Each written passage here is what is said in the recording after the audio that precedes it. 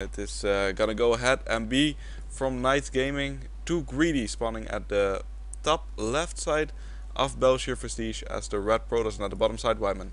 Yes, and in the bottom side we have the blue Terran from Team Arms. It's IzNo best, or is it Team Sintox? Anyway, yeah, really looking forward to this game. I remember seeing IzNo best play there, and he was, well, I mean, it was just students, so it's not like they had Grandmaster level players there. I think IzNo best was mid-masters at the time, hadn't practiced a lot or something, or that might have been his opponent actually. Um, and yeah, I wonder how far he's grown so far at this point. It's funny, in the chat they said if we look at each other at the webcams, it's almost like we're in the same room. Well, surprise, we are in the same room. No, we're not. Does it look that way? I haven't checked our cams actually, but the funny thing to know is I did cast a couple of games with Vart, was one of our ambassadors of the DSCL, and yeah, we were actually casting in the same room, sitting next to each other, and he just moved. It was just one camera shot, which he overlaid so that our heads overlap perfectly with the overlay, so which will look kind of cool. Yeah, but it's gonna be a barracks coming up, and no gas as of yet, so it will most likely be a gasless expansion for the Terran. On the other side we see a gateway and a assimilator being constructed, so we see another assimilator being constructed, and that means it could be one of those, Oracle proxies? It could be proxied. He does get that gas rather early, so IznoBest is going to have no problem scouting that. He sees the second pylon being thrown down in the main, which is, well, of course it's not a huge tell because there isn't even a cybernetics core up, which you need to even build a Stargate. Yep, and IzNo just pointing out in Dutch that he is the best of his team. Also, they were talking about the fact that they are playing a clan war against each other. Of course, that's in the losers bracket of the team bracket 2, where they are facing off against each other apparently this Sunday, but it should be casted, or it might be casted this Sunday as well. So, interesting build here from IzNo. He went for, rather than going for a quick expansion, he built a second barracks in base. This might be something he's sort of devised against the opening we see from TooGreedy, who is in fact at this moment perhaps being too greedy by skipping his first zealot. If IznoBest gets up a significant amount of Marines and pulls a couple of SCVs, he can actually do a lot of damage. Now the Protoss is aware of the fact that there is no command center on the low ground as of yet, but it could be indicating anything, of course, because 2 Marines is pretty standard to have out on the map with just 1 barracks, and it could be a command center on the high ground as well, so we won't know that there are 2 barracks up. On the other side we do see the mothership core being constructed, and the mothership core will be a very good defender against any kind of Marine cheese, because of the fact that it's a long walk distance.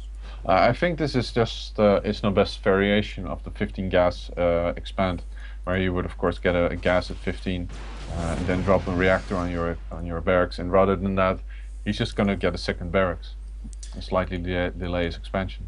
Yep, and that Marine from IzNo that didn't want to work out and was hiding on the top of the map did get picked off, so we won't get any scouting information with that anytime soon. Bunker being constructed at the front of the base, and the 2 geysers are gonna really kick in. He's gonna have a lot of gas, and it's really up to TooGreedy to show us what he's gonna do with all of that gas. This is almost a textbook example at this point. We're gonna have that heavy Oracle aggression very likely coming out from TooGreedy, who is now pressuring a bit with the Stalker and the Mothership Core. Bunker is going to finish in time though, so it's not going to be too dramatic. He's not going to be able to pick off the SFV in time, so these Marines are going to be burrowed inside the bunker, and the front pressure is just going to end at this point.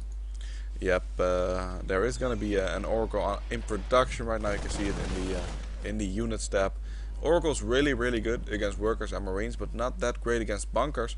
On the other side, you can always pressure from the main bases by taking some of the workers out, forcing the army out of position, and then pressuring the front. TooGreedy is not going all in with this. He is being a little bit greedy and getting a nexus down as well, so that's really good from him. And from our Terran player, we see it's gonna be primarily bio, it looks like, as he is adding a lot of barracks and already getting a huge force of Marines out as well. Yeah, he did get a scan off. But if we look at the vision of of IznoBest, he only just barely missed that Stargate and just saw a second gateway, a couple of extra gateways being morphed in. However, I really like this from him. He is getting an early the 2 missile turrets in both of his mineral lines, which in today's metagame I would say is a really good decision, because it's just worth it against the enormous amount of destruction one Oracle can cause. Yep, turret in the mineral line of both bases will deflect a lot of this damage from the Oracle. Might still be able to pick off 1 or 2 guys in the geyser, but won't do that much. Oracle already being spotted, Marines chasing it away. Yeah, those were 6 Marines, which is the technical correct amount you need to defend off an Oracle. So yeah, and the Oracle taking hits on the shields definitely gonna have to back off. So the investment from TooGreedy into delays expansion and get early Oracles, not too big. He's getting Phoenix actually. I think that's such an interesting move. Yep, some Phoenix being constructed. He already has 2 hidden in the main base. Gonna add a little bit more of those. I'm wondering what he's gonna do with that Wyman, because he already does he know that there's turrets in the middle lines? Well, I'm not sure if he scouted it, but He scouted one. Okay. Well, one thing's for sure, he's behind in terms of economy. If we look at the income type, we see that Izno with the mules has almost double the income of TooGreedy, and might actually be able to hit a very nice timing here once he gets a couple of medevacts out. Oracle now flying into natural, see if it can do some damage. Yeah, but should be able to pick off this one guy that's making the geyser, but luckily for him the weapons are still disabled and the Marines are there to save the day. On the middle of the map we also see some blue units from Izno moving out across the map. Thinks he could do some damage with it. It's not a huge force actually. I think TooGreedy would love to greet those guys in his main base, but they're just gonna grab the watchtower, get some map control. Did he spot those Phoenixes, Wyman? I'm not sure he did. I don't think he did grab the watchtower, but he might not have. Anyway, in terms of tech, we finally have a RoboBay going up for TooGreedy, who has produced a couple of Phoenixes, but he hasn't really done anything with them so far. Maybe because Izno has such good defense, with the mineral line, with the mineral turret. But if we look at the armies, TooGreedy is simply like really behind. He has a couple of Stalkers, a couple of Zealots, a few sentries, and of course he can cast, the Photon Overcharge on the Nexus to defend.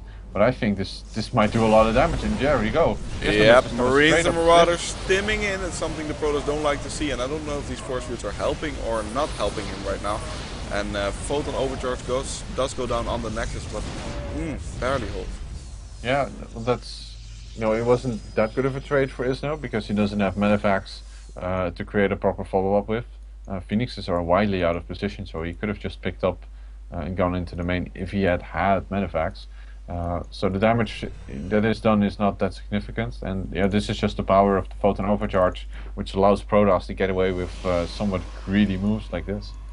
Yep, Photon Overcharge is like a huge photon cannon that just shoots everything, and it makes it a lot easier for the Protoss to hold on. On the other side, of course, the Zerg and the Terran have the same ability with some spines. Phoenix is just blindly flying over the Marines, and 2 already completely losing their lives. Kind of an economic waste. We finally have the starport finished, and it's gonna keep producing medevacts as soon as possible. There's already 2 at the front, and yeah, I'm just curious to see as to what Izno is going to do. Is he going to drop the main? It looks like he's going to go straight for the front. There's another stim up into the natural expansion of TooGreedy, taking out a lot of these sentries actually quite early on. Targeting the Nexus right now with these force fields. I don't know if you can get to these units fast enough. The Nexus goes down! Yeah, and to be honest, I kind of saw this coming, because there's simply no area of effect damage from TooGreedy, and this natural is just so hard to wall off. Izno best stepping forward, focusing all of the gateway armies of TooGreedy, who simply doesn't have enough army to follow this up. His Immortal is going to fall, and with that, these probes are just bare minimum, and it's GG.